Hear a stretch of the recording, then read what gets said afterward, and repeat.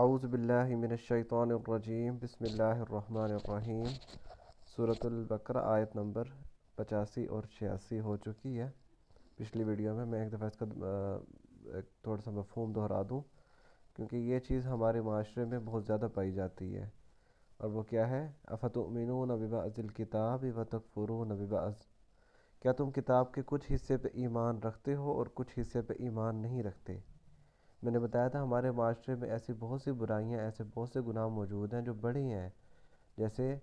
سب سے بڑا گناہ سود ہمارے معاشرے میں ایز اٹ از ہے۔ ہمارے تمام بینک سودی ہیں،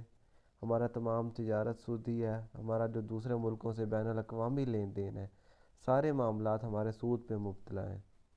اور مشتمل ہیں۔ اور اس کے علاوہ اگر ہم دیکھیں، ہم عام روٹین میں ہمارے بہت سے عام لوگ جو ہیں، وہ تو چلو بین الاقوامی لیول پہ جن کو چلو ہم کہہ سکتے ہیں ہم کوشش کریں یا نہ کریں روکنے کی، جو چیز انفرادی لیول پہ، جو ہمارے ذاتی لیول پہ ہے، جو ہم خود کر رہے ہیں کہ یہ بینک میں رقم رکھتے ہیں اور یہ جناب سود لیتے ہیں، یا پھر کیا کہتے ہیں، یہ جتنے بھی دوسرے جو چھوٹے چھوٹے جو سود ہیں، جیسے کہ یہ ایزی پیسہ یا جیز کیش وغیرہ، ان میں پیسے رکھنا اور ان سے منٹ یا ایس ایم ایس اس طرح کی چیزیں مفت لینا، یہ بھی سود کے زمرے میں آتا ہے۔ یہ ساری چیزیں یعنی ہمارا وہ ہے کہ کچھ نیکیاں مان لی اور ان پہ عمل کر لیا، اور کچھ نیکیوں کو تسلیم نہ کیا، ان پہ عمل نہ کیا۔ تو جب یہ ہوگا، جب ہمارے معاشرے میں یہ چیز پائی جاتی ہے اور ایسے ہی چل رہا ہے نظام، دھوکہ، بے ایمانی، فراڈ، یہ چیزیں، اور دوسرے اگر گھریلو نظام میں آ جاؤ تو گھریلو نظام میں بہنوں کو، عورتوں کو جو ان کا جائیداد یا جو ان کا وراثت کا حصہ ہے، ان سے محروم کر دیا جانا، یہ ہمارے معاشرے میں بہت زیادہ پایا جاتا ہے۔ آپ نکل کے دیکھو، ہمارے ایون کہ ہمارے اپنے رشتہ داروں میں یہ چیز بہت پائی جاتی ہے کہ اگر کوئی بہن کوئی حصہ وراثت میں مانگ لے تو قطع تعلقی کر لی جاتی ہے، اسے ساری زندگی کے لیے رشتہ ہی ختم کر دیا جاتا ہے، حالانکہ وہ چیز جو اللہ نے اس کے لیے فرض کر دی تھی، جب سورہ نساء میں یہ احکام آئیں گے تو اللہ تعالیٰ نے بار بار اس جگہ پہ ذکر کیا ہے کہ مفروضۃ من ربکم، تمہارے رب کی طرف سے تم پہ فرض کر دی گئی ہے یہ چیز۔ فرائض جب ہم چھوڑ دیں، نوافل سنتوں پہ اور ان چیزوں پہ ہم لگے رہیں، اضافی نیکیوں پہ لگے رہیں، اصل چیز چھوڑ دیں، تو پھر کیا نتیجہ نکلتا ہے اس کا؟ خزی فی الحیات الدنیا، دنیاوی زندگی میں ذلت، اور قیامت کے دن ان کو لوٹا دیا جائے سخت عذاب کی طرف۔ دنیا میں ذلت اور رسوائی تو ہمیں مل رہی ہے، ہم دیکھ رہے ہیں ہمارے معاشرے میں مہنگائی اور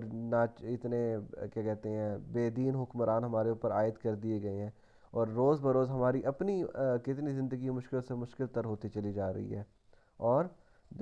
اور ان لوگوں نے دنیا کی زندگی کو خرید لیا آخرت کے بدلے۔ ہم بھی ایسے ہی کرتے ہیں، ہم یہ جو کیا کہتے ہیں کمائی،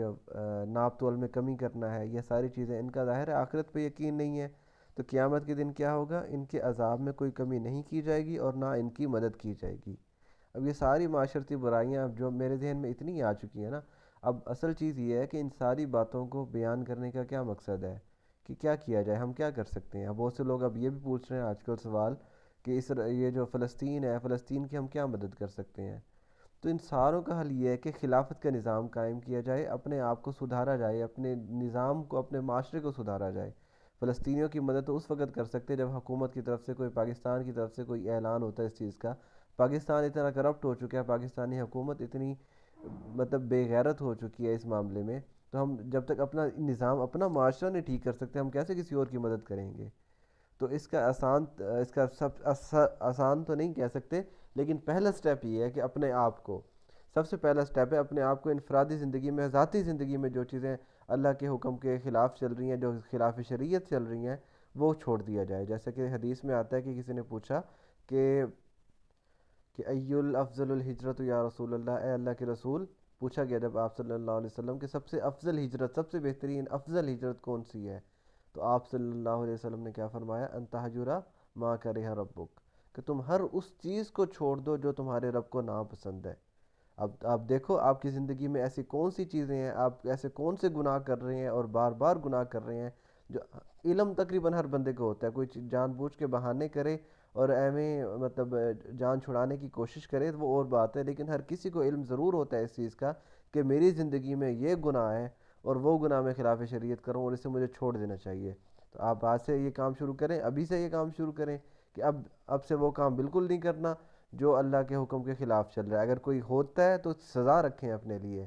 کوئی الٹا کام ہو جاتا ہے، کوئی گناہ ہو جاتا ہے، روزے کا کہیں کہ بھئی ایک روزہ رکھوں گا، 2 روزے رکھوں گا، یا اگر وہ ہیں تو پیسے خرچ کروں گا اپنے پاکٹ منی سے، نہیں تو اتنی اضافی سنتیں پڑھوں، نوافل پڑھوں گا، اس طرح کی کوئی سزا رکھیں، ایسے کوئی گناہ نہیں چھوٹا کرتا، یہ آپ بھی جانتے ہیں، ہم بھی جانتے ہیں، کوئی اتنا بیوقوف نہیں ہوتا، اتنا ہمارے اندر، مجھے تو پتہ ہے ہمارے اندر اتنا ایمان نہیں ہے کہ ہم ایسے ہی گناہ چھوڑ دیں گے، اچانک جوش چڑھا وہ کوئی کبھی کبھی ہو جاتا ہے، ادروائز سزا رکھنی پڑے گی، خود کو سزا دینی پڑے گی، خود کو تکلیف دینی پڑے گی کہ بھی یہ گناہ ہوگا تو اتنی سزا ملے گی، پھر ہی گناہ چھوٹے گا، ایسے گناہ نہیں چھوٹتا، پہلے ذاتی اس پہ گناہ چھوڑا جائے، پھر جب آہستہ آہستہ اپنے خاندان میں اس نظام کو نافذ کیا جائے، دیکھو اپنے خاندان میں کون سی رواج ہیں، کون سے رسم و رواج ہیں، کون سی عادات ہیں، کون سی ایسی چیزیں ہیں، یہ وراثت نہ دینا، اور یہ خاندانی شوہر اور والدین کی نافرمانی، اور اولاد کے حقوق نہ پورے کرنا، یا میاں بیوی کو ایک دوسرے کے حقوق کا پتہ نہ ہونا، گھر میں شرعی پردہ نہ ہونا، یہ ساری چیزیں گھروں میں نافذ کرو، جب یہ گھروں میں نافذ ہوگی پھر اگلا قدم ہوگا، پھر اپنے معاشرے کو ٹھیک کیا جائے گا، کیونکہ ہر بندہ اپنے گھر کا ذمہ دار ہے، اور پھر بعد میں معاشرے کا، اپنے گھروں کو ٹھیک کرو، اور انہیں گھروں سے ہی تو معاشرہ بنتا ہے، معاشرہ ٹھیک ہوگا، کچھ بہتری آئے گی، خلافت کے نظام کی طرف جائے گا، پھر ہی کوئی غیرت آئے گی نا، پھر ہی ہم کسی اور کی مدد کر سکتے ہیں، تو ان ساروں کا خلاصہ یہ ہے کہ اگر دنیا میں ذلت سے بچنا ہے، قیامت کے دن سخت عذاب سے بچنا ہے، اور ایسا عذاب جس میں کبھی کمی نہیں کی جائے گی اور نہ ہی کبھی مدد کی جائے گی، اگر ایسے عذاب سے بچنا ہے